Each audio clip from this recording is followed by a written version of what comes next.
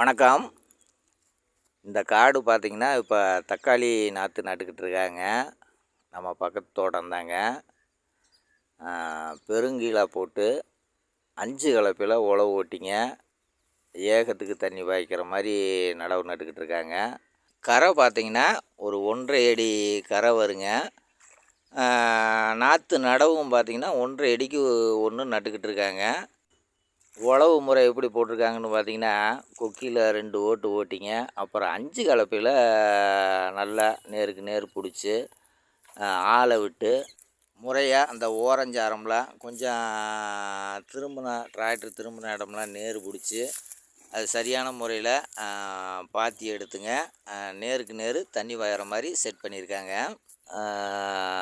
தண்ணி கட்டுற செலவு மிச்சம் குறைக்கணுங்கிறதுக்காண்டி நேருக்கு நேர் தண்ணி பாயிற மாதிரி பாத்தி போடாத முறையில் இந்த நடவு முறை செஞ்சுக்கிட்ருக்காங்க. பாருங்கள், ஏகத்துக்கு இதெல்லாம் நட்டுட்டாங்க, முடிய போகுதுங்க.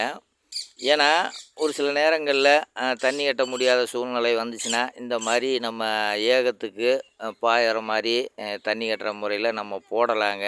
ஏன்னா நிறைய பேர் தண்ணி கட்ட முடியாத சூழ்நிலை கூட வரலாம். அந்த மாதிரி இருக்கிறவங்க இந்த மாதிரி ஏகத்துக்கு பாயிற மாதிரி ஒரு 3 கீழு 4 கீழுக்கு நெட்டாக அது ஓரளவுக்கு சமமாக இருந்தால் போதுங்க. இந்த மாதிரி சமமாக இருந்துச்சுன்னா அது தலையில் தான் தண்ணி வந்துடுங்க. இந்த முறையும் ஒரு சிறப்பான முறை தாங்க. இவங்க இந்த மாதிரி தான் அதிகமாக கட்டுவாங்க. ஏன்னா இவங்க தண்ணி கட்டுற செலவை குறைக்கிறதுக்காண்டி இந்த மாதிரி தான் நடவு முறை செய்வாங்க. இதுவும் பார்த்திங்கன்னா நல்லாவே தண்ணி பாயுங்க. தண்ணியெல்லாம் பாயாமல் போகாது, ஏறாமல் போகாது அப்படிங்கிற இதெல்லாம் இல்லைங்க. தண்ணியெல்லாம் சிறப்பாகவே பாய்ஞ்சிருங்க. என்ன நின்று பாயுங்க. 2 தண்ணி கட்டுற ஒரு விஷயத்த ஒரே தண்ணி இது போதுமான தண்ணிங்க. தண்ணி மட்டும் கரெக்டாக போகிற மாதிரி எடுத்து விட்டு சமநிலையில் வச்சுருந்தா போதுமான ஒன்றுங்க. இந்த இங்கிட்டு இருக்கிற காடும் தக்காளி தான் நட்டிருக்குங்க.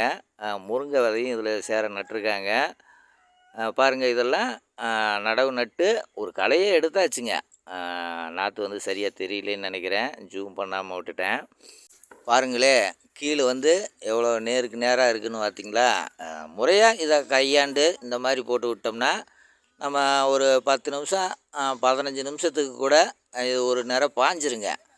ஒரு அரை மணி நேரம் பாயிற மாதிரியும் கூட இதை செய்யலாங்க. தண்ணி அதிகமாக இருந்துச்சுன்னா இந்த வேலையெல்லாம் செஞ்சால் நல்லா இருக்குங்க. தண்ணி கம்மியாக இருக்கும்போது இந்த முறையை ஃபாலோ பண்ணோம்னா நமக்கு அதிகமாக தண்ணி கட்ட முடியாதுங்க. அதுக்கு பாத்தி முறை தான் சிறப்பாக இருக்குங்க. பாருங்களேன், தக்காளி நடவு முறை இதுவும் ஒரு முறைங்க. மீண்டும் ஒரு பதிவில் சந்திப்போம். நன்றி, வணக்கம்.